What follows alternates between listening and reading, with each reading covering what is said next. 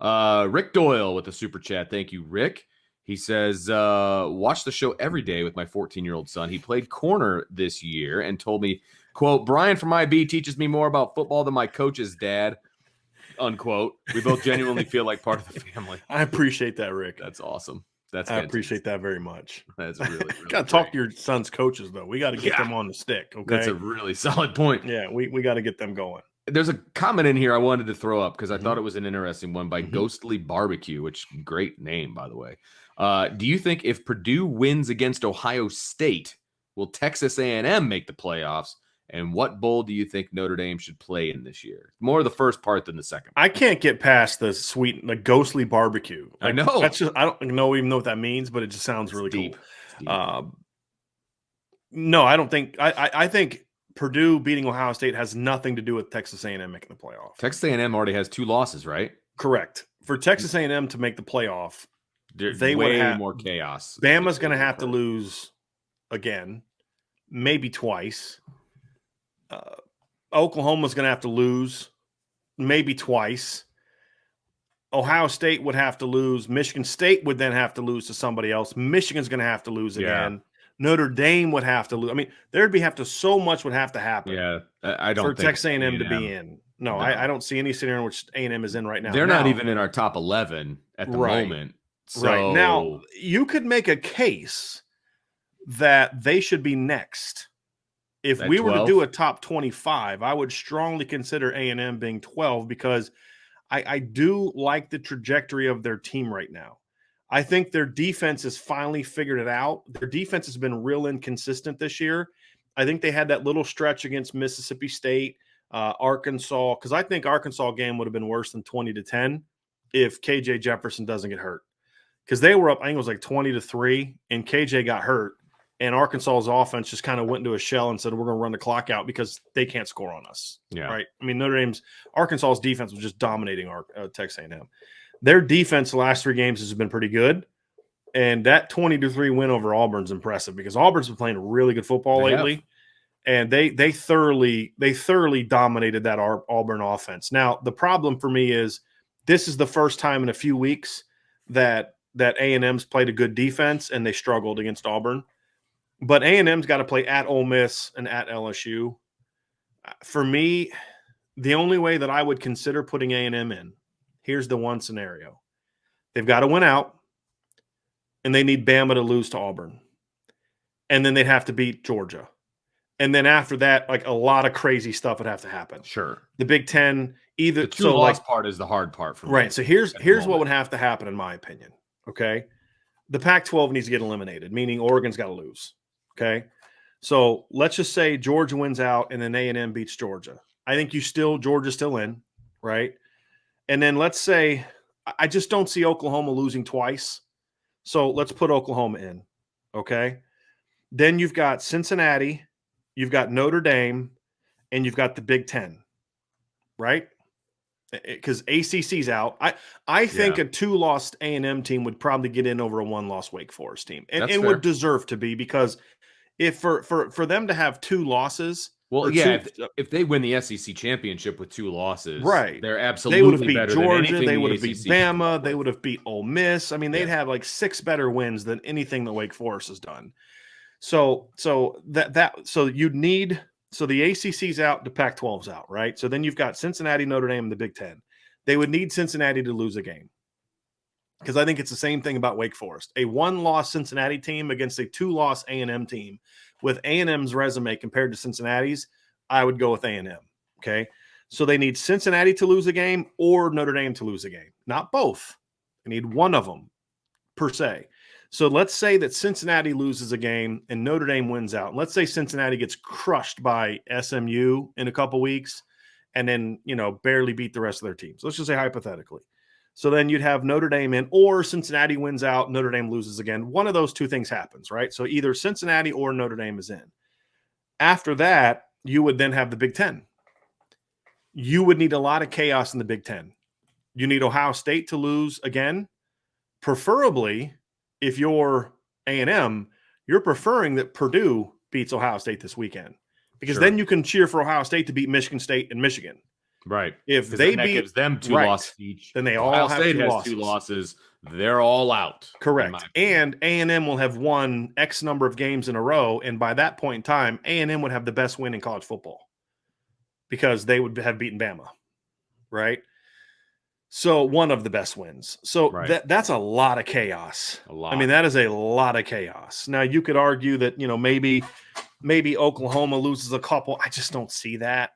So and as far as what bowl do I think Notre Dame should play in, talk to me in 3 weeks when we know how the rest of the season went. Right. But honestly, it's playoff or the Peach Bowl are the most likely options if Notre Dame wins out. Correct. Yes. I did some digging on all of that, and the chances of also Notre Dame versus Cincinnati are pretty much out the window. Well, they're not completely opposed to a rematch in a New Year's Six. Not completely opposed Well, to it sounds like but the it'd be at-large, tough. though, goes to the Fiesta, and Notre Dame would have to go to the Peach What at large? bid. Notre Dame's also an at large. Right, but they don't usually put 2 at-larges against each Well, other. it wouldn't be the group of 5 winner this year goes to the Fiesta, Right. and then they'll play an at large. Okay. You know what I mean? So like each year, Right. one of the major bowls it gets the best group of 5 team. Cincinnati will be the highest ranked group of 5. They're in the Fiesta. That's why they're in the Fiesta. Okay. And then it would be at large. The reason that Notre Dame to the Fiesta is most likely not going to happen this year is because they try to avoid rematches. Well, who gets the first at-large selection? What's that? Who gets the first? The committee at-large does it. selection? It's not that way anymore. The committee places now. Okay. It's the committee has a. I don't think the bowls have the say they used to have. Okay. I think it's now the committee places those Okay. teams, which allows them to kind of finagle with the matchups a little bit. Sure. So No, of course. there's a chance the Peach matchup could be so bad that they're just like, look, that game's going to suck. Like it's Notre Dame Right. and Pitt is not going to sell anything. So let's just put Pitt against somebody we don't care about, and that game's just gone. This Cincinnati Notre Dame rematch is going to be a moneymaker for us. It's going to be great, as opposed to Cincinnati against some SEC team where half their roster is not going to play against, and then it's Notre Dame against Pitt or NC State or Wake Forest, a game no one's going to care about. Right. I still don't see it happening. I think it's going to be a situation where we're going to see Notre Dame in the Peach Bowl if they win out. Most likely. I agree. That's what I was able to gather. Assuming they don't make the playoff. Correct. Right. Yes. I just wanted to make sure it's clear. It's not a guarantee no rematches. It's just if there's no other option, if there's any other option, we'd prefer to not have a rematch. Correct. Is my understanding of. We got a couple super chats. We do. Grab those. Toe Jam 1992. Howdy. Which coach of a team that is on the college football playoff bubble will win the annual "We Should Be In" whining Olympics this year? Jimbo. Well, he says Jumbo won it last year. Well, it'll probably be Cincinnati, but I don't think Luke Fickell's going to whine about it. Maybe he does, but. And I think honestly, I would appreciate his whining a little bit more. Because if his team finishes undefeated, he's like, what else can we do? We did what you told us to do. We went and played a top 10 team and went to their place and beat them by 11 in a game where we dominated for 4 quarters. And they did. And they did. Day. That's a fact. We scheduled another Big Ten team that was a preseason top 25. We went to their place and dominated them, right? Yep. Now, they didn't. Right. They didn't dominate them, but yeah. But the scoreboard's going to look like it. Right. That's what he says. And then, hey, we can't control what's going on. We can't control the UCF's down. We can't control. We did what you asked us to do, and we won every game. I would be more sympathetic. Now, I wouldn't agree with his take, depending on what happens, because look, I feel bad for you, but we can't give you points because you tried to schedule hard. We have to evaluate you on what your schedule actually was. Correct. Because based on what your schedule actually was, it's not a given that you would have been undefeated.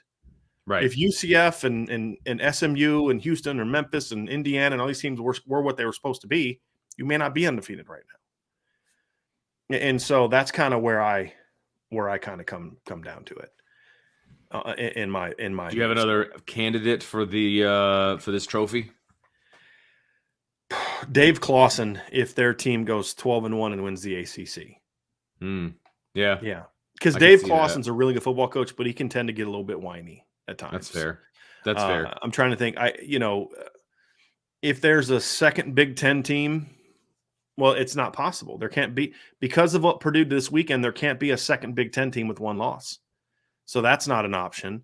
I'll tell you another coach that may get it. If Oregon somehow is sitting outside the top 5, because here's the thing, I don't think Oklahoma, if they continue to run tables out, I don't care where they started from. If the Big 12 champ goes 13-0, they're going to be in. I agree. They're in. I agree, especially this year. Right. Specifically this year. Right. Yeah. And they're going to get at least 2 more. And the best thing that happened to them this weekend was Iowa State beating Texas, because they still have to play Iowa State. And that game is now, because Baylor's still going to be ranked. Right. It's just they're not going to be ranked as high. They'll be like and Oklahoma's getting ready to play them. Right. So there's a good chance that the 3 teams that Oklahoma has to play moving forward, because they only have 3 games left. Obviously, they had a bye this weekend. There's a good chance that all 3 teams that they play are going to be ranked this weekend. Baylor, they play at Baylor this weekend. Home against Iowa State, who just beat Texas convincingly. They're now 6-3. So there's a chance that Iowa State's in there, and then they play at Oklahoma State. And then they're probably going to have a rematch against one of those 3 teams. Right. In the Big 12 championship. I think Oklahoma moves up this week and on bye. They'll move up a couple spots. Yeah. I think they'll move ahead of Michigan State, and they'll move ahead of Wake Forest, I think. Yeah. Yes, I agree with that. So, yes, Iowa State winning was big for them. Now Iowa State's got to go beat Texas Tech this weekend, right? But if Iowa State's 7-3 going into their matchup against Oklahoma, they'll be in the top 25. Yeah. If you're Oklahoma, you're crossing your fingers that Iowa State's in this week, for the same reason we talked about Cincinnati last week. Yes, exactly. Is if they're 23rd this week and they beat Texas Tech on the road, some teams are going to lose. They're going to then jump up to 19. Then when Oklahoma smacks them, they may drop down like 24. Right. And then stay, because then if you look at Iowa State, last game of the year, we'll get it right here. They play TCU at home. So as long as they handle business against Texas Tech, and hopefully if they're in this week and handle business against Texas Tech and then beat TCU the week after they play Oklahoma, there's a good chance that Iowa State's going to finish in the top 25 at 8-4. 8-4 is going to get you in the top 25 this year. Right. It just is. Yeah, no, you're right. I mean, you're right. There's 5-3 teams in the top 20 last week. Ridiculous. Right. Whatever. So that's going to be now the they're case. 5-4 and they'll be out. But yes, Oklahoma's going to be in. So then it could come down to, okay, so we've already said they're setting it up for Bama. If Bama runs the table, they're in. Georgia's in if they run the table until they lose to Bama. Oklahoma wins if they win out. Now it gets into whoever. If Oregon and Ohio State both win out, whichever team doesn't make it is going to be whining big time. Sure. And so it could be Ryan Day. It could be Ryan Day that gets that award. We got another super chat that goes along with this thought process from Will. Thank you, Will. He says, would Notre Dame make the playoff if Oklahoma, Ohio State, and Bama all lose another game? I think it'd almost be a certainty if Notre Dame wins out, if they all 3 lose a game. I think Ohio State with 2 losses is out. Right. Oklahoma with a loss, yes. And I think Oklahoma with a loss drops behind Notre Dame, because they're only 2 spots ahead of Notre Dame now. Because their strength of schedule is not going to be as good. Yeah. And then Bama's out with 2 losses. They'd be behind Notre Dame. So unless the only way I see Bama still being in is if it's a close loss to Georgia. I think they can both get in. I still don't think they're in over Notre Dame though. Like they could be 4, but I don't see an 11-2 Bama making it over like if it comes down to where, let's say Georgia wins out. Okay. Right. So Georgia's undefeated. They got a close win against Alabama. Oklahoma's undefeated. They're in. After that, it's kind of like Oregon. Loss. I mean, I feel like if it came down to the 4 spot, right? I don't think Bama with 2 losses would make it in over Notre Dame. Okay. In my opinion. I just don't. That'd be a fun debate. Now, if all those things happen, so let's say to make this interesting, let's say Bama wins out and Georgia loses only to Bama in a close game. So let's just get down to that worst case scenario of every non-SEC fan, which is that they both get in, right? So, because your premise is that Bama loses. So Bama loses, and let's just say it's 2 Georgia in the title game. Right. So Georgia's in. It's close. Right? 3-point game. If Ohio State loses and Oklahoma loses, that drops them both down.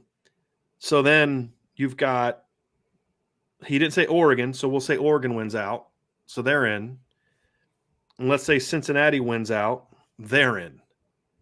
Now we get down to Notre Dame, and whoever the Big Ten champ is, Michigan State, and Michigan. So that's kind of where it comes down to. It is, I feel like that's why where this week's rankings are important.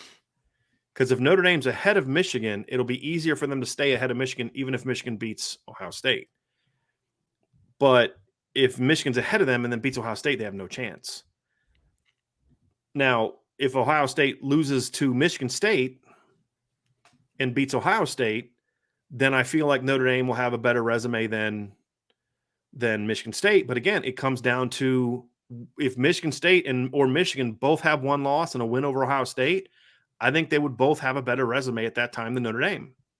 Because if I had Michigan's resume better last week, it ain't that far away to where a win over Ohio State certainly jumps that sucker up quite a bit. Sure. So I think what would have to happen is they would need Michigan State to beat Ohio State or Purdue to beat Ohio State. Because here's the best case scenario for Notre Dame. If Purdue beats Ohio State. If Purdue beats Ohio State, but then Ohio State beats Michigan State and Michigan, Notre Dame's in. Yes. I mean, based under Sure. Will's question. You got to be a huge Purdue fan this week. Oh gosh, yeah. Yeah, no doubt. Like y'all need to be cheering for Jeff Brom now the way that I've been for the last 4 years. The way I was cheering for him this past weekend. Yeah, no doubt. So it again, it would have to be a lot of chaos for Notre Dame to get in. Look, this weekend helped Notre Dame a lot. Yeah, it did. I could see a scenario where Notre Dame only jumps up to 8. I could see a scenario, Vince, where they only jump up to 9. I mean, I could put Michigan and Michigan State ahead of them. I could see Michigan and Michigan State still being ahead of them. I wouldn't do that, but I could see it. Right.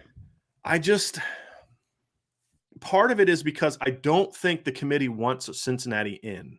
And so the further you have Notre Dame down, even though it's splitting a little bit of hairs, it's still helping you have Ohio State ahead of Cincinnati. And I think ultimately that's where a lot of that jockeying is coming right now. Now, you got to hope. So if you're a Notre Dame fan, and again, did you checked out my cheering guide on Friday, right, Vince? You know, I did now. You finally did now after the fact. Gave you some traffic. I pretty much nailed like the games that need to happen. They all, not that I nailed it, but like the what Notre Dame fans universe nailed happen. what Notre Dame had to happen. It's not like I predicted it. I didn't predict either one of those games to go the way that they did, but we'll have more this weekend because there's a lot of games this weekend too, and we'll get more into that once the top 25 comes out. But it'll be the same principle as Notre Dame's going to have to do a lot of scoreboard watching, and this is what comes down to that day against Cincinnati. Brian Kelly not having his team ready to play that day because that is I've been saying it all year. I'll say it all year, but here's the reality: Cincinnati's not that good. Notre Dame played like garbage and still had a chance in the fourth quarter to take a lead and didn't do what they needed to do.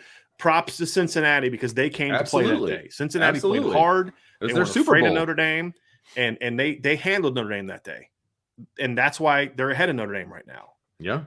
And so they're ranked higher than Notre Dame, but they're not a better team than Notre Dame, in my opinion. Notre Dame I agree. Didn't show up that day. But there's going to be a lot of scoreboard watching because Notre Dame does not control their own destiny.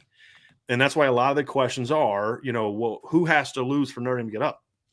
Notre Dame handles their business. They're a 2 seed. I mean, let's be honest. If Notre Dame beat Cincinnati, they'd be the 2 seed right now. Not Bama. Notre Dame would be. I agree. So that's what frustrates me. You lost to freaking Cincinnati, but it is what it is. So there's still a pathway, but a lot would have to happen, Vince, in my opinion. A few more super chats, my friend. Mike says, love the show. Been a while. The freshmen have been great. Your thoughts?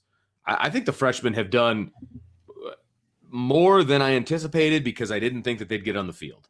Right. But they've been forced onto the field due to circumstances that and lo and behold, they've all played well. Exactly. And I agree, Mike. They all have played well, and it's great to see them on the field. Right. I don't think any of them have played great.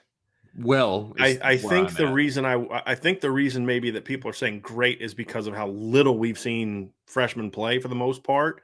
The one positive is this is now the second year in a row we've seen a bunch of freshmen play. Last year was Chris Tyree. Well, not a lot. Collectively Mayer, between Chris the two Tyree. last year. Last year you had Chris Tyree and Michael Mayer. This year you've got Tyler Buckner, Logan Diggs, Lorenzo Stiles, Deion Colsey. Blake Fisher, won a starting job before he got hurt. Joe Alt has now won that job. There's been a lot of freshmen on offense forced onto the field, and they've played very well. Deion Coley had a great catch. I mean, He did. Not great That was catch, huge. great play, right? Yeah, no, it was huge. It was a great ball, and he made the catch. Yeah. He looked more Because it was comfortable. one that he dropped in the past. So, right. yeah. Right. Or other receivers would have dropped.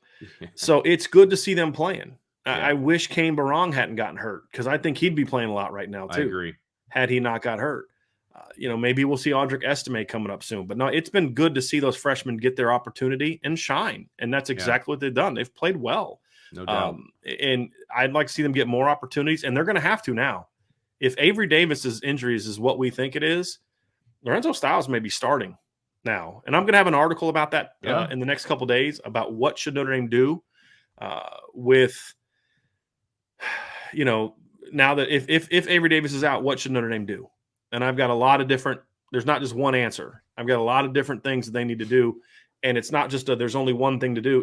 Here's several things they need to do, including 21 and 21 personnel needs to become your best friend. 100%. If you're not basing your offense out of 21 personnel, first and foremost, now 11 can still be a part of it because Deion can play and Lorenzo can play. But that would be the first thing that I'm focusing on is 21 personnel. It's about getting your best 11 on the field. Right. And you can't tell me that there's not a scenario in which Chris Tyree isn't one of your best 11 if he's healthy. And Logan Diggs has shown when you get that kid the rock, he's going to do something with it. Sure, absolutely. Yep. Josh Phillips, thanks for the super chat. Josh, do you think the committee will rank Oklahoma 5 or 6? Let me go back to the rankings because I did not look at their rankings. I think they could for this show up. It just depends on how they view Michigan and Michigan State. Yeah. That's my big issue. I think that they'll jump Michigan because Michigan's loss no longer looks as good. Correct. I think there's a chance they could jump Michigan State. I think the highest that Oklahoma could get would be 6. Now, if the committee really wants to not like Cincinnati, they could look and say, look, Cincinnati's now had 3 ugly games in a row against bad teams, which is true. If they want to use that justification, and listen, the president was doing some serious spinning last week. It's like he was hanging out with like the presidential campaigns in 2020, the way that guy was spinning stuff, right? Like it was just, I mean, he was tap dancing around a lot of different things. They have played in the last 3 weeks. They struggled against Navy, who's 2-7. They struggled against Tulane, who's 1-8. And they struggled against Tulsa, who's 3. I mean, Tulsa outplayed them in the second half of that game. Yeah. And they're 3-6. They can look at Oklahoma and say, yeah, okay, Oklahoma hasn't been playing great, but they're certainly playing better than Cincinnati. And I think they have been. I would have, I mean, look, does Oklahoma have a win as good as Cincinnati's over Notre Dame? No. But again, it's about the totality of the resume. And, you say, okay, well, Oklahoma didn't play great against Tulane either. Fair point. And I think that's why Oklahoma was 8th last week. But I also think that was week 2. And that was a weird circumstance about the hurricane and all that kind of stuff. Oklahoma recently has been playing better. They're also coming off of a 31-point win over Texas Tech.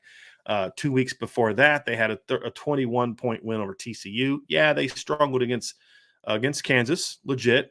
But Kansas is a Power 5 team. Tulsa, Navy, and Tulane are Group of 5 teams. It's just going to be looked at differently. So I think there's a chance they could jump. I think they'll jump up to 6. I think the only exception would be is if the committee is like, we need Ohio State in, then they're going to have Michigan State higher.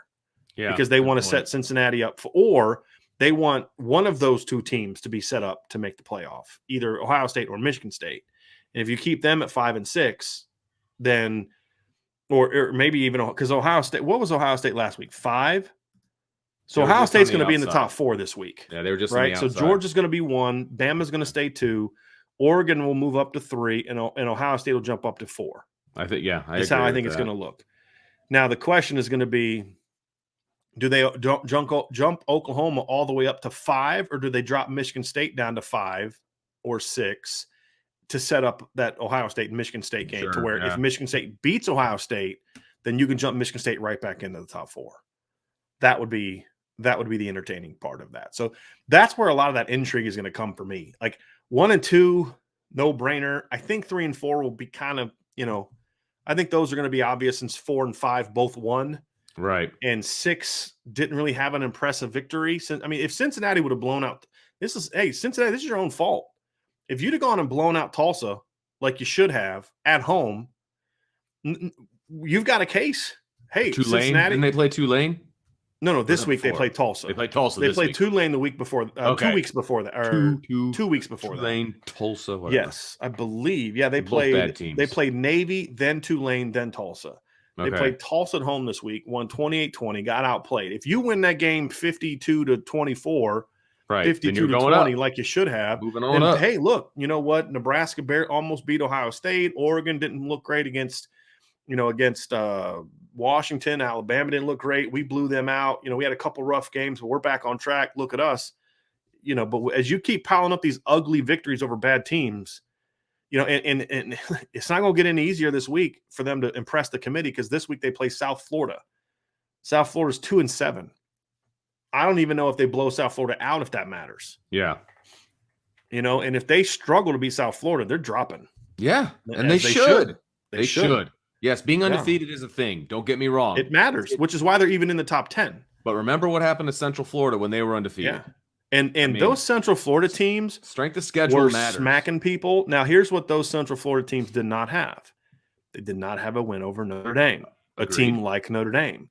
But those Central Florida teams that were undefeated were destroying people. I think 2018 was the last time.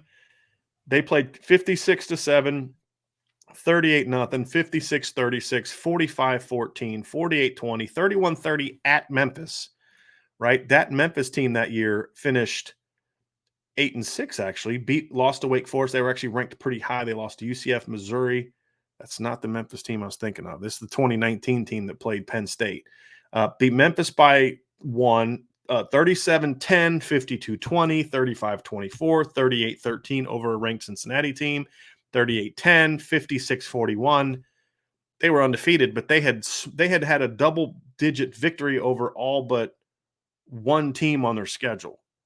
Cincinnati's not doing that, and that's the thing that's hurting Cincinnati, in my opinion. All right, I want to answer this real quick because if you don't know the answer to this, then you're lost to what we're talking about. Brian says, is the committee an algorithm or people, and who determines who is on the committee?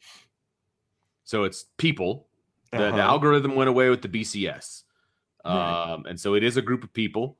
And I don't know what the criteria is to get on the committee and who decides who's on the committee. Do you know the answer to that, Brian? I don't. I'm looking it up it's now. People with a college football background, some of them. To a degree. I mean, they had Condoleezza Rice on there a couple years ago, right? Right. You have to be connected to the colleges some way, somehow. Correct. Because Condoleezza Rice was an administrator at Stanford at one point in time. Recently. Correct. And an avid sports fan, goes to all kinds of sporting events, ND grad. But then she's also, but they have athletic directors. They have some presidents on there too. Yes. So this is Wikipedia. Okay. Take it for what it is. Take it for what it is. Young people, Wikipedia is not the first research tool you should use. Vince, this is a public service announcement for fellow teachers like you. Yeah. The goal was for the panel to consist proportionally of current Power 5 athletic directors, former coaches, and a third group of voters, excluding current conference commissioners, coaches, and media members. So that would, during the selection process, organizers said they wanted the committee to be geographically balanced. Conference commissioners submitting lists. Oh, here we go. Okay, so conference commissioners submitted lists totaling more than 100 names from which to select the final committee members. Okay. So there you go. All right. So I just want to get that one out there. We do have a bunch of super chats we got to roll through here. Jim says we got a couple pro Cincinnati chats here. If I'm not mistaken, it's not just that Notre Dame lost to Cincinnati; it's that they lost at home. If Cincinnati wins out, this quote, not that good team quote, will still be ahead of Notre Dame. Disagree. They very well could, but they could be. But I don't think they will be. But that's not what he said. He didn't say necessarily should. He said they will, and they could. They certainly could. I think, Jim, here's the problem that I think a lot of people still have with this, and I think this is something the committees has always had to kind of juggle. That really tough line is head-to-head should matter. It should. I am not someone who says head-to-head shouldn't matter because, hey, right now, I have Cincinnati ranked ahead of Notre Dame. There's only one reason why. One reason why. Because they beat them. Because they beat Notre Dame. And right. Again, as we've said on this show many times, it wasn't just that they beat Notre Dame. They outplayed Notre Dame for, I don't say 4 quarters. Notre Dame outplayed them, I thought, like kind of in the late third, early fourth quarter when they climbed back into the game. It was a very small window. So let's say 3 out of 4 quarters, Cincinnati was clearly the better team, and they were better team when it mattered late in the game. Correct. Right? But when you're determining your playoff team, it's not who had the best single day of the season, who had the best win. It's got to be about what's the entirety of your resume. And right now, we don't know what either team's entire resume is going to look like. Today, Cincinnati's resume justifies them being ahead of Notre Dame. For me, it's not by much. Right, and if Cincinnati goes out and gets on track and blows out South Florida, blows out SMU, blows out Houston in the Atlantic 10 title game, and then who do they play the last weekend of the regular season? Give me a second. ECU. Okay. So if they blow out South Florida, blow out SMU, which would be a decent win. ECU right now is 5-4. They need to be rooting for ECU to win these next 2 games. Sure. And then they blow out Houston, or at least blow out 3 of those 4. Let's be fair. Then I would probably advocate for Cincinnati to be ahead of Notre Dame because they would start playing better. But if they continue to play how they're playing now, right? There's no way that right now that Notre Dame plays Cincinnati that they win. And the reason that matters is it's not because us as Notre Dame fans think it should matter. It's because that's what the committee has said.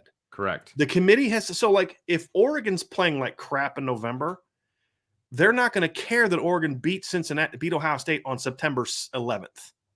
If Ohio State goes out there and just smacks the rest of their opponents, and Oregon scuffles and they're beating these Utah by a field goal and Arizona State by 7, and these teams are Oregon State by 9, and Ohio State just blasts Michigan and blasts Michigan State. They're both sitting there with identical 12-1 records. Ohio State will and should get in because how you're playing going in does matter. Sure. Because it's about picking the 4 best teams. It's not just, well, this team beat that team on this particular day, right? It's got to be about the entirety of the resume. Right now, Cincinnati's resume is better than Notre Dame's. Right. We both have them ahead of Notre Dame. Exactly. If Notre Dame barely goes out and beats Virginia and doesn't play great against Georgia Tech and barely beats Stanford, then you know what? We'll be sitting here saying Notre Dame doesn't deserve to be ahead of Cincinnati. Absolutely. I'll be the first one to say it. Right. Because we still have Cincinnati ahead of Notre Dame, but you also can't put your head in the sand and say, well, just because they're undefeated, they're going to get in, because we have, how many years has the committee been doing this? And we've seen them twice put undefeated non-Power 5 teams out of the top 4. Right. And including a team in UCF who was I would argue, a better team than what Cincinnati is. So that's why I say, but could it happen? Absolutely could happen. Hunter, thanks for the super chat. Hunter, Cincinnati winning and staying undefeated is helping Notre Dame with its own ranking, though. Legitimately do not understand all the hate for Cincinnati. I'm sorry, Hunter. I can't stand comments like this.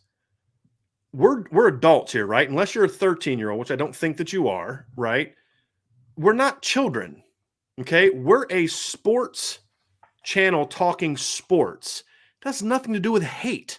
That's a petty response.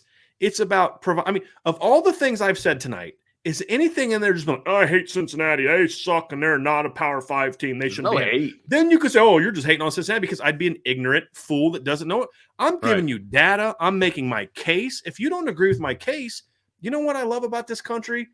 As far as it stands right now, you're still allowed to have differing opinions of things, especially about these type of things. Right. And if you don't agree with me, Hunter, then make your case, and we'll put it up. We'll respect it. But to say, I don't understand the hate for Cincinnati, shaking my head. Okay, what about our argument to you do you have a problem with? What about the argument that I've made about Cincinnati's overall resume, the fact that they haven't played a tough schedule, the fact that they've played not well these last 3 weeks, do you disagree with? Okay, because if your argument is, well, they still beat Notre Dame, so you're saying we should rank Cincinnati ahead of Notre Dame? We did. I have them 2 spots above Notre Dame Yeah. right now. So I mean, if you want to come know. at us with a response, Hunter, I would love it. That's why we do this. Like, and that's why we pull chats up. And there's people that won't put chats up because they don't want to be challenged. If you have a challenge for us and you want to make a case, make a case. But don't give me this, like, junior high Twitter stuff of I don't get all the hate. Criticism or saying a team isn't that good is not hate when it's backed up with a legitimate argument that uses data that the committee has used since 2014.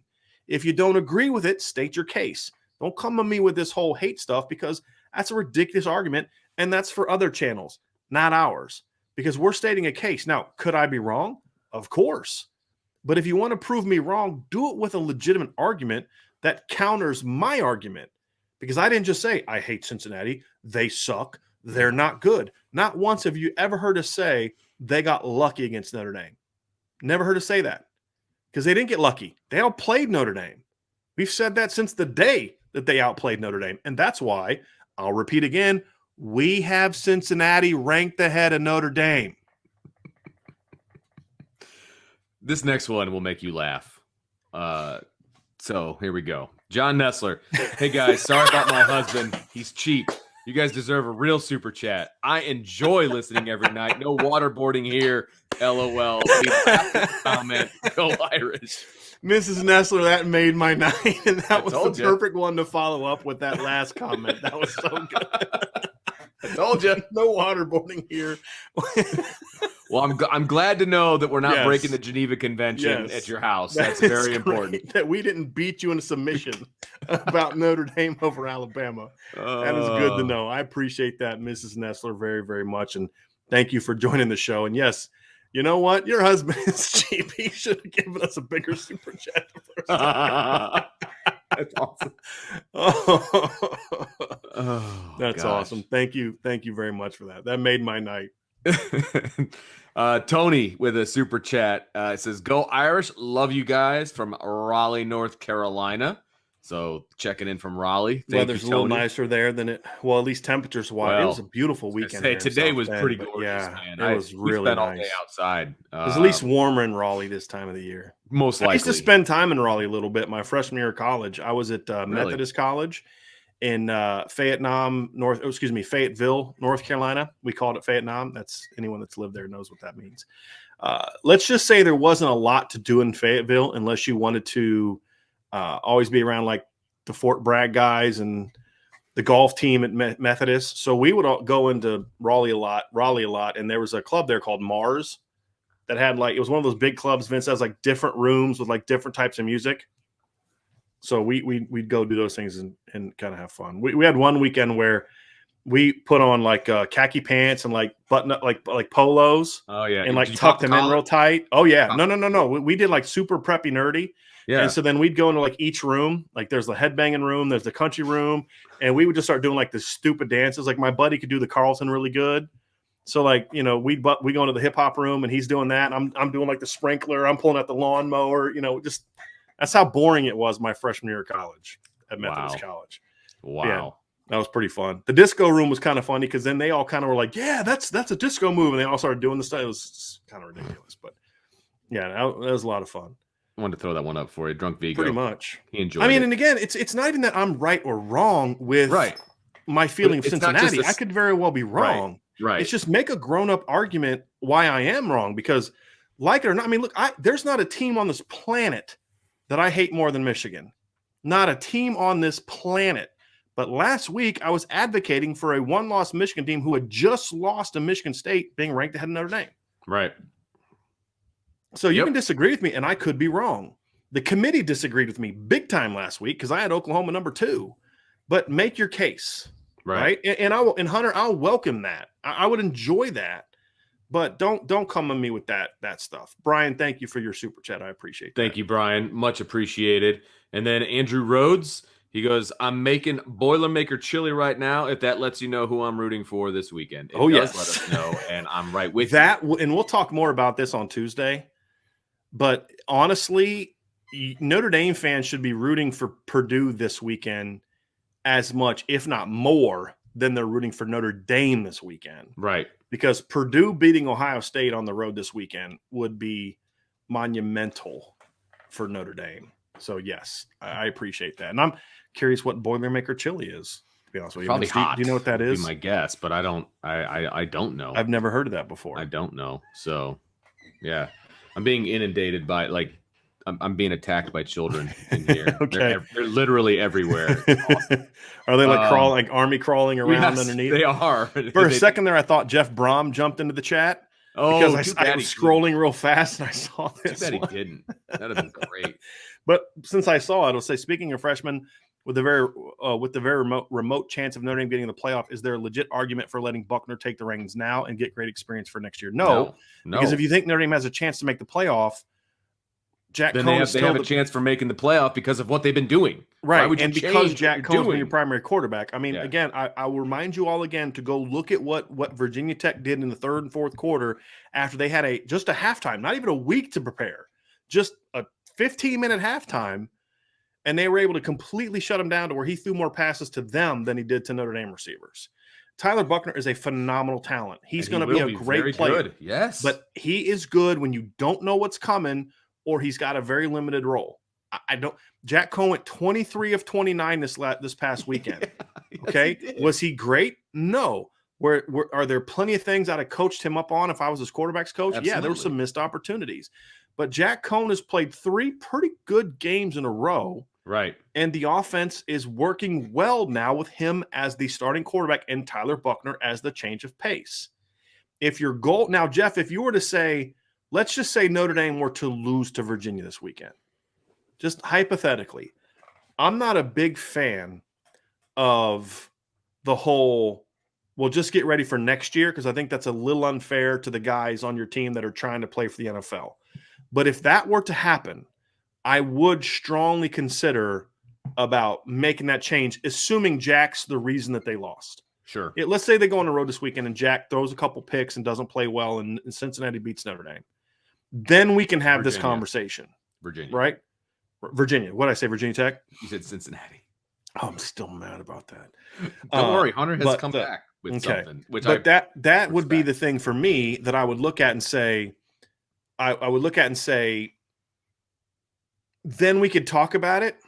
But as long as they keep winning with Jack Cohn as the starting quarterback, I see in their offense, even though it didn't play great this past weekend, still better than what it was for most of the year prior to the last 3 weeks. I think their offense is starting to find a niche or it's starting to click with a balanced attack. And if you take out Jack Cohn, you lose that balance. Right. Because we saw against Virginia Tech that Tyler Buckner, once a team knows he's in there to stay, can make their name very one-dimensional. Well, that's not where you want to be. Here's a prime example from just yesterday, right? They brought Tyler Buckner in on a 3rd and 4 at the first play of the fourth quarter. 3rd and 4, they bring in Tyler Buckner to try to get it. What does Navy do? All-out blitz. What happens? Notre Dame loses yards. Like that's all they did, and it was one-on-one everywhere else. I'm pretty sure there would have been some open guys if they would have ran some routes, okay? Mm-hmm. But they were running the ball, and everybody in the stadium knew that they were running the ball, so they brought everybody, and it didn't work, okay? And Tyler Buckner did not have either the ability or the permission to change the play because everybody knew that they were bringing everybody. Right. Okay? So that's a problem for me, right? And so they either don't trust him to make a decision like that or it's not built in. Right. So that's an issue. Again, this isn't hating on Tyler Buckner. No, that's right. It's this is Tyler Buckner played 1 year of high school football in the last 3 years. I think he's going to be great. Yeah. I mean, I had Tyler Buckner as the number 2 player in his class behind Blake Fisher, who I had as I had him as a top 50 recruit. I think Tyler Buckner is going to be a tremendous player. But just because he's doing well in this niche doesn't mean he's going to do better with a full-time role, because we've seen him have a full-time role once, and he went 1 of 6 with 2 interceptions in the 3rd and 4th quarter until he got hurt and got yanked. And then Jack Cohn came off the bench and led Notre Dame to 2 straight scoring drives in the win, which I honestly don't think happens if Tyler Buckner plays that 4th quarter. Right. Now, I don't know if Notre Dame would have got back in the game if Tyler didn't come in, right? I mean, Tyler led him to 2 touchdown drives. No, he gave him a spark. Yes. And that's exactly what he should be, a spark. Yes. No But question. as we saw in that game, the longer he stays in, yes, the longer they can adjust their game plan to defending him, not a Jack Cohn-led offense, the less effective he'll be. He has been superb in his role. And he's going to eventually be an every down quarterback. I would argue as early as 22. next season. Yeah. Maybe by the end of the season, but he's just not there yet. Correct. Hunter is back. And I gave him with a big super chat. So big ups on that one. I respect him for number one. I would have pulled up Hunter's comment regardless of whether he gave a super chat or not. Okay. Because Brian he's like, dang it, seriously? Crap. He's got another one after this too. But big ups to Hunter. Thank you for the super chat. I appreciate this. He wanted to man up here, and that's awesome. He goes, so you said Notre Dame was Cincy's Super Bowl. That is the case for Cincinnati every game since Notre Dame. Now, I agree, Cincy has not played well the past 3 games, but playing teams with nothing to lose is tough on anyone. I apologize. I want to answer the last part there. Yes. Notre Dame has played everybody with nothing to lose as well, so they're in the same boat. Sure. As far as that. And to his point, we saw that this Notre weekend Dame plays. with Ohio State against Nebraska and Alabama against LSU. And I mean, welcome to the big club. But again, LSU is not Navy. LSU is not Tulane. LSU is not Tulsa. The fact of the matter is yes, what you're saying about Cincinnati is true. It's Cincinnati is like, okay, you could say, okay, well, they're everybody else's Super Bowl this year. Well, I mean, okay, not really, but they're a good team. They're the best team in their league right now. Yeah, and that's a big game, and these teams have nothing to lose. No question about that. But here's the deal for me, Hunter, is that Cincinnati, the talent gap between Cincinnati and those teams is pretty big. And if one of those games would have happened, here's the big thing for me, and this is the point I'm making. If one of those games would have happened, I have no problem with it. Notre Dame's had games like that. Toledo was like that, sure. Yeah. Right? Florida State was like that. Now, again, those games are earlier in the year, and I think as season goes on, I think you have to look at that. Sure. It's not that they barely beat Tulsa or struggled to beat Tulsa or Navy played them a lot tougher than they should have, or they didn't look good against Tulane. Individually, none of those games are a huge deal to me. But collectively, it's a problem. And the fact that it's 3 in a row, right? Like it's a problem, and it's not even that it's 3 games in the season. It's if you dispersed them, right, then it would be different. And you can not agree with that or not like it, but that's how the committee looks at these things, right? And that's hurt Notre Dame before. In 2015, Notre Dame was the number 4 team in the college football playoff. They played a bad Wake Forest team, and they beat them 28-7, but it was ugly. The next week, they went to Boston in Fenway, played a really bad BC team, and they beat them like 19-16. It was an ugly game. BC stunk. Notre Dame played bad 2 weeks in a row, and you know what the committee did? They dropped them out of the top 4. Mm-hmm. And of course, then Notre Dame knocked themselves out the final game by losing to Stanford. But the fact is Notre Dame kept winning against Power 5 teams and got knocked out of the top 4. Why? Because they were not playing inferior teams the way a playoff team is supposed to play inferior teams. Correct. Right? So this is not just hate for Cincinnati. This is looking at this. How has the committee done this in the past? That's why I'm always banging on ESPN, because they're always making these stupid arguments that are like your emotional arguments, not like with any concept of what the committee has done for 7 years now. Right?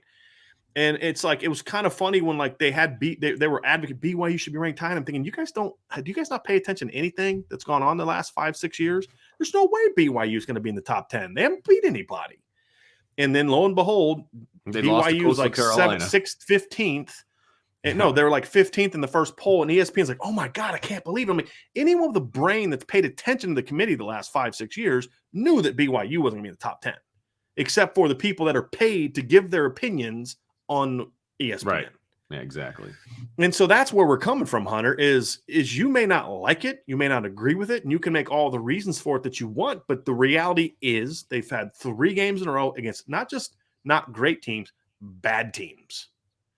UC Davis played better against Tulsa than Cincinnati did. I mean, that's a reality. These are bad teams. Yeah. I want to get to his next point too, because I want to respond to this too. As much as the playoff matters, I will not let it ruin the experience. The best season Cincy has had so far since 2009 did not mean for the argument to come out childish. And then he says, wish you all the best. Go back to that last part. You shouldn't. Nothing we said is a case to say Cincinnati sucks. It's that they're not a playoff team. Right. Enjoy the Saying season. Cincinnati's not a playoff team is not saying it's a bad year. I mean, it's a show about the playoff.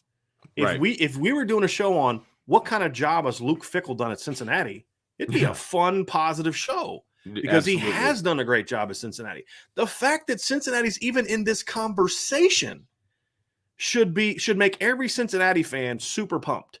Now, a lot of Cincinnati fans, and I'm not talking about Hunter, just go to that cesspool that is Twitter. They're like, I mean, I put a thing out about Cincinnati's not that good, and all the Cincinnati losers just kind of came out of the woodwork. I appreciate the fact that Hunter came back at us and then made an argument. I much appreciate respect that. for Hunter, absolutely. But the reality is, it shouldn't ruin the season, Hunter. You should be loving this season because a lesser team would have lost to Tulsa. A lesser team would have lost to Navy.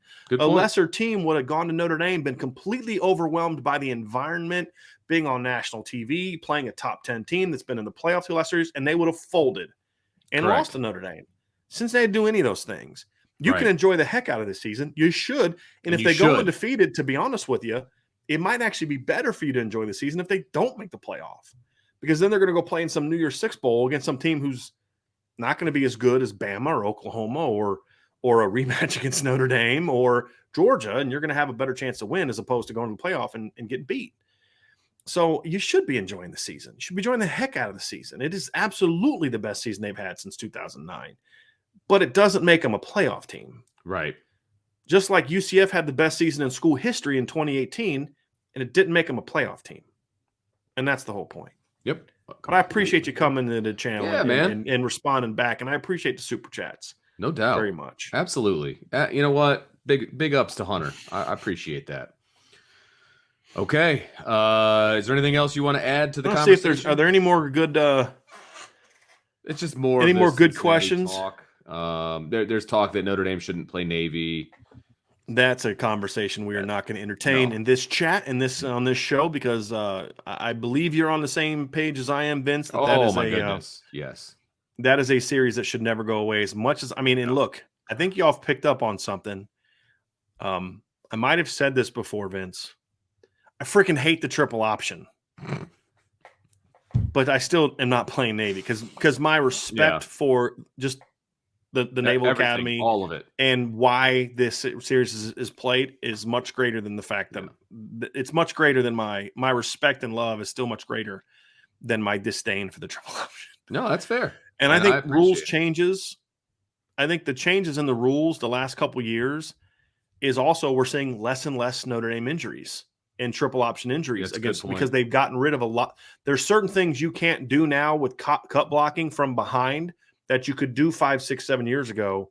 That I think is why you don't see that. And because Notre Dame hasn't had an injury in the Navy game in quite some time, and you can't really count. Not well. Like Jason Adams only got hurt last year, but I don't think it was like unique to Navy. It happened against Navy, but I don't think it was unique to Navy. And Avery Davis had nothing to do with them playing Navy. Like, you know what I mean? Like, I think that's less and less of an issue moving forward. Brian Jones, I love this. There's a better chance Notre Dame joins a conference before they stop playing Navy. And that is accurate. If Notre Dame joins a conference, it will be, by the way, we're still playing Navy. Like that, no question about that, Brian. I completely agree with that comment. We got a super chat here from Mark. He says, I think we should try to play them to open the season. I hate playing them this late in the season. They are going to play them in 2 years, the first game of the season. And I think they've done that a few times now. Yeah. Let me make this point, Mark, and I used to feel that way, and let me explain why I don't anymore. What I would say is I would try like crazy to schedule them with a bye week either before or after. Mm-hmm. Preferably before. The reason I would prefer it with a bye week as opposed to before the beginning of the season is you're going to have to spend 2 weeks of fall camp working on the option during a time. Because again, this is not what my answer would have been 2-3 years ago. I've really thought through this. You're going to have to spend 2 weeks about preparing for the triple option at a time when you're really building and developing your football team still. Now, if it's a year where you happen to have like 2012, where you happen to have veterans like Manti and Zeke Mata and Capron Lewis Moore, and I think Lewis Nix was his junior at that time, and Bennett Jackson was a veteran. Yet, Dan Fox was a veteran. Danny Spahn was a veteran. That year you could live with it because you had a lot of veterans. But what about those years where you've got a lot of newcomers? Yeah, it may help you beat Navy, but you just lost developmental time on building your defense that you can't get back. Yeah. Whereas if you play them in week 7 or 8 with a bye week before, you've now developed your team. You can just quickly shift gears, spend a couple extra days of like what I would do is I would use the extra. I mean, because what I've always advocated is the bye weeks don't necessarily help you like people think that they do. Like you're not going to beat a team that you wouldn't have otherwise because you practiced.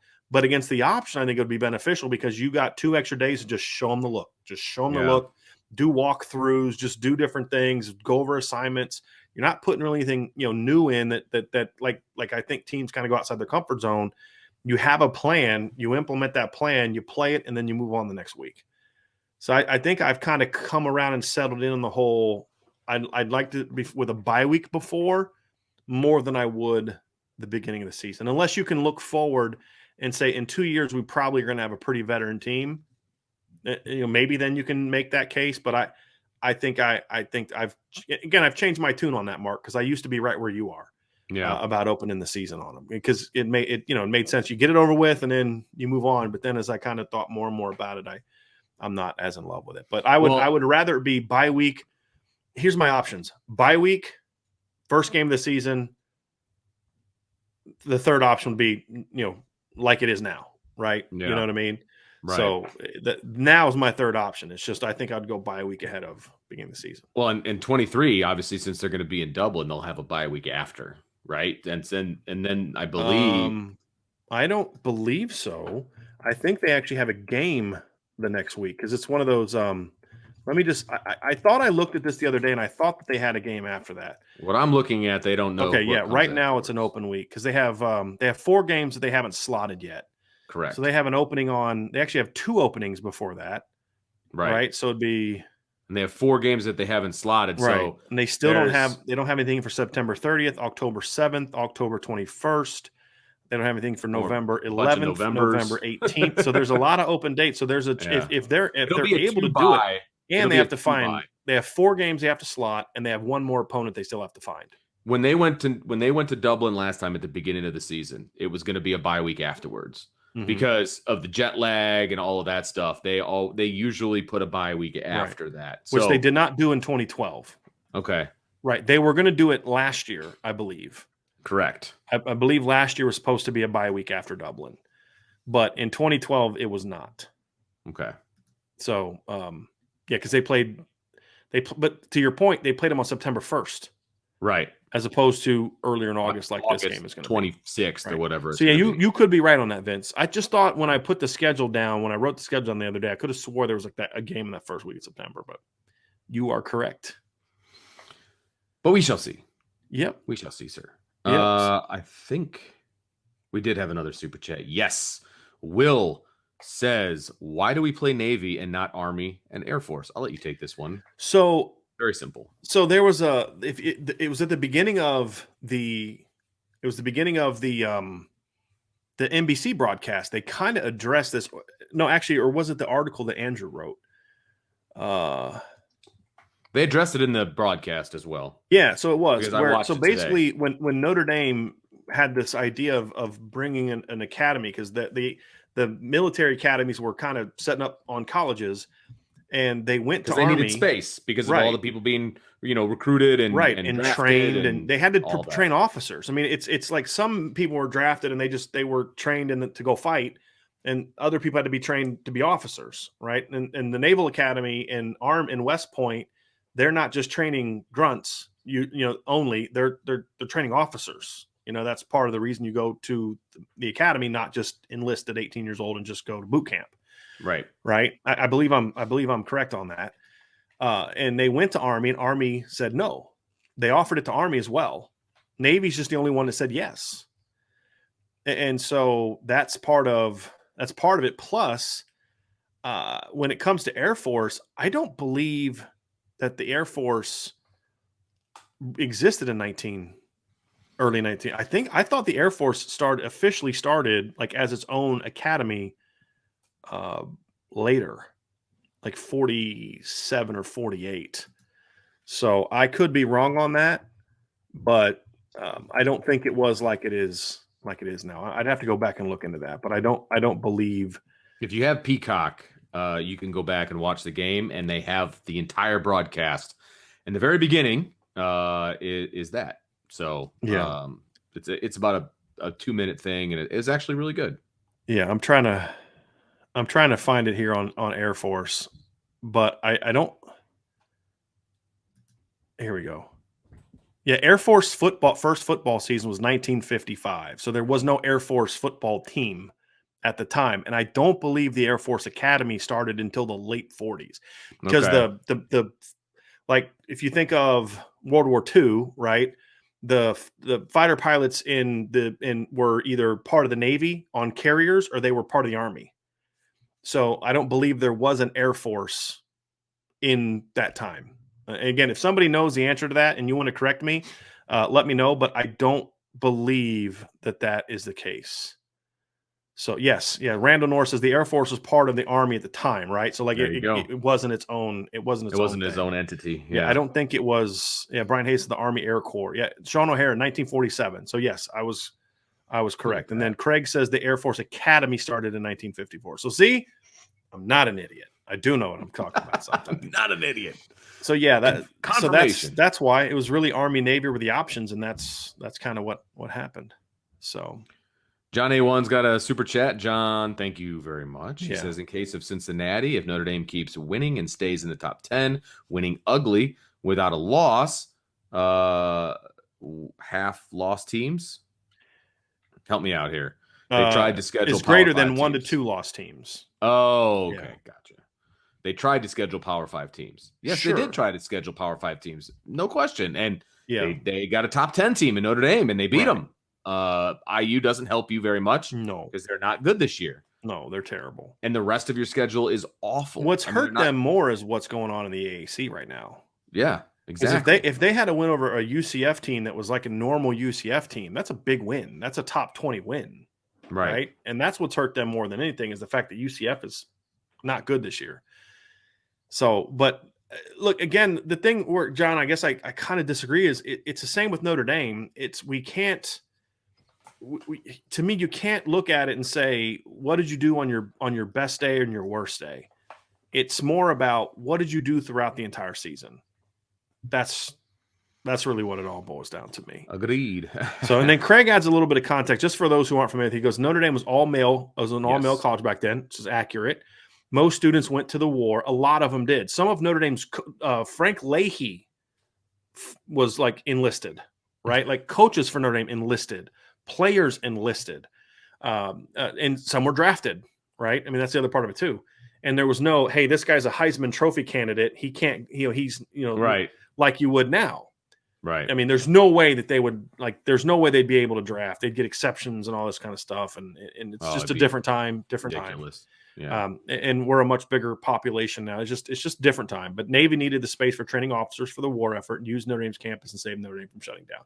That's a really small part of not small, really good quick synopsis. But we wrote an article at Irish Breakdown. Andrew McDonough wrote a really good article. But the Notre Dame's connection to the military goes all the way back to the 1800s and the Civil War. Mm-hmm. And he talks about all of it. It was really, really well done.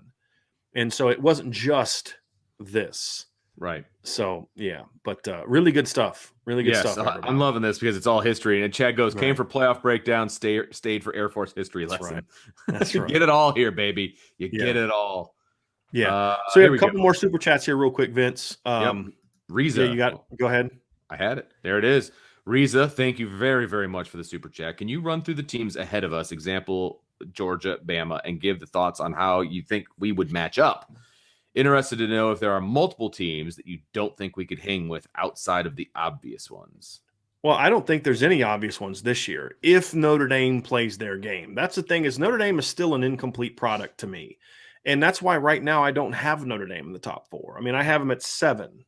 Right, that's still several spots out because now, like here's the thing, I'll say this: if Notre Dame would have beat Florida State, like they were up 38-20. If they would have closed that game out and won 45-27, and then when they went up 24-16 on Toledo and didn't let Toledo back in the game, or if Kyron Williams doesn't fumble and Notre Dame goes in and scores instead of him fumbling, because they were about to put that game away. Yeah, absolutely. If they would have done that, and then if they would have, say not given up a late score to USC, and maybe not given up a late score to, if they would have won those games convincingly and they just had a bad day against Cincinnati, I'd have Notre Dame ranked higher. I would.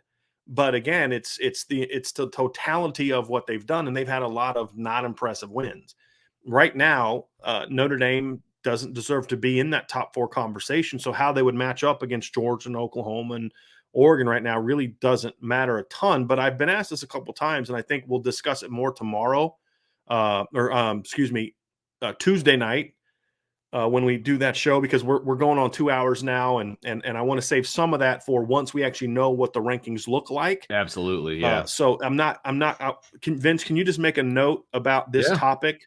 So Reza, we will get to this, but I mean, I think for me, the one team that people are gonna laugh at this. The one team I'd least want to play in the playoff, like the team I just flat out do not want to play, is Oklahoma. Because in football, it's about matchups. Georgia doesn't scare me.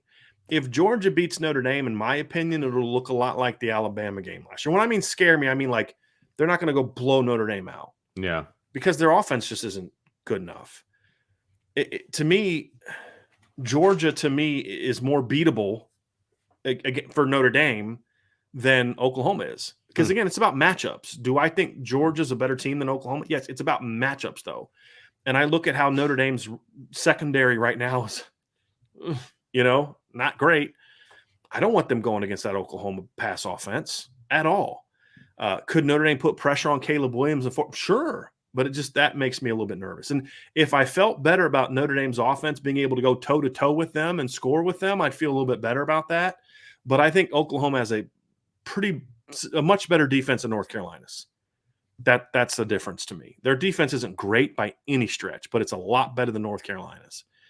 And so that's kind of how I look at it. So I think that would be the team. Like Oregon, I think Notre Dame matches up well. Is Bama a better team than Notre Dame? Definitely. Yes, they are. Can Notre Dame, if they play their game, hang with and potentially beat Notre Dame? Yeah. LSU almost beat Alabama this weekend, right? Florida, who's now 4-5, had a chance to beat Alabama, right? I've said this before the season, and it's proven to be true. There's no great teams this year. Even Georgia, who's clearly the best team in the country this year, would get curb stomped by the last 3 national champs. That's just what I believe. I get it. So this will be a topic that we'll definitely start discussing more and more as we get closer to the final poll. But I do appreciate the super chat, and I wanted to at least address it a little bit and give you that little taste about Oklahoma, because $20 super chat, man. I appreciate that. I didn't want to just be like, hey, appreciate that, but we're not going to talk about it at all tonight. We're going to talk about it tomorrow.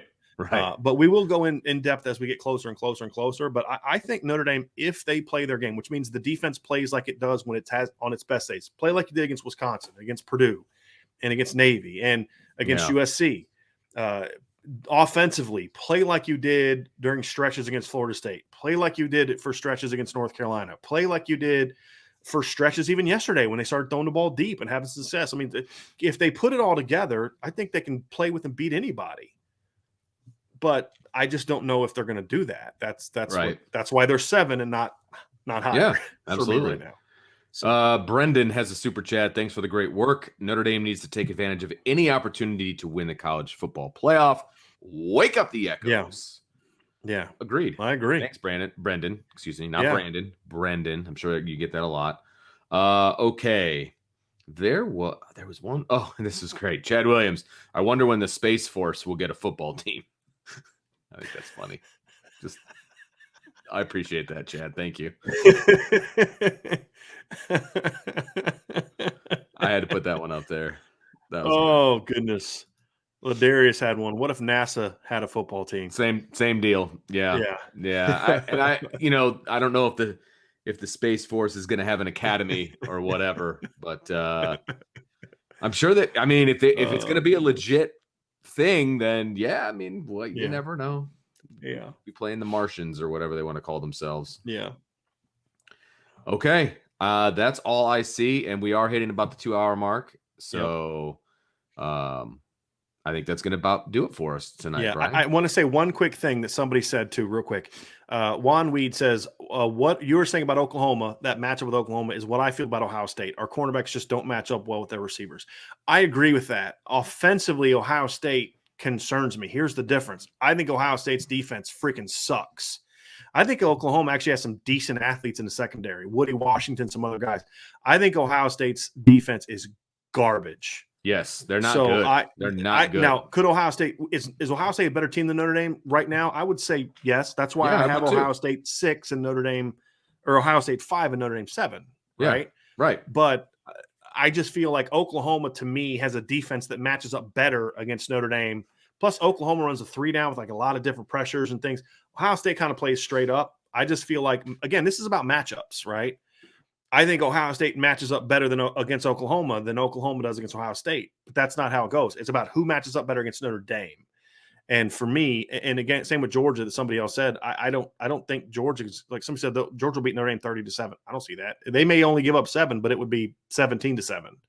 And they're not going to beat Notre Dame that like that, in my opinion. So anyway, so that's going to be it for tonight, everybody. I appreciate it, everybody, very, very much.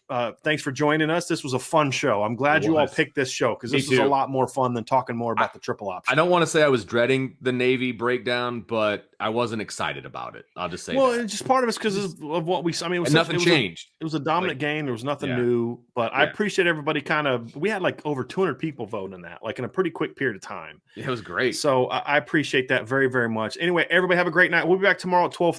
Be right back on track. We'll probably dive deeper into some of these games that we kind of talked about the results tonight. We'll kind of dive deeper into it. Some of the games we saw. We'll talk about what Brian Kelly says in his press conference. Hopefully 14 is going to play. Yep. And then we'll see. I'm personally just not overly optimistic, but I'm hoping that he does play. But Brendan Armstrong's another one for Virginia. I'm kind of anxiously waiting to see what. There was an interview with him, and he didn't say he was playing, but he said he feels good. Yeah. So. But I don't know if I'm his coach, I don't know if I'm submitting him to the Notre Dame pass rush with broken ribs. At some point in time, the grown-ups got to say, "Hey, kid, we love your heart, but you got a future ahead of you." You know what I mean? And broken ribs are not a good deal when you've got his offensive line against the Notre Dame pass rush. So we'll see. We'll see. So anyway, everybody have a great night. Hit the like button. Hit the subscribe button, hit the notification bell, sign up. We had like 5 or 6 people sign up today. So we had a really good day today. Sign up for the message board. Check that out. boards.irishbreakdown.com. I'm actually going to put the join link in the bottom of the chat right now. But we will see everybody tomorrow. I want to thank everybody for being a part of the show and thank everybody for being with us tonight and just being along with us for this ride. So have a great night. Vince, thanks for joining me tonight and holding off the hordes at the gate. I'm literally surrounded right now. Appreciate that very much. So anyway, have a great night, everybody. We will talk to you again tomorrow.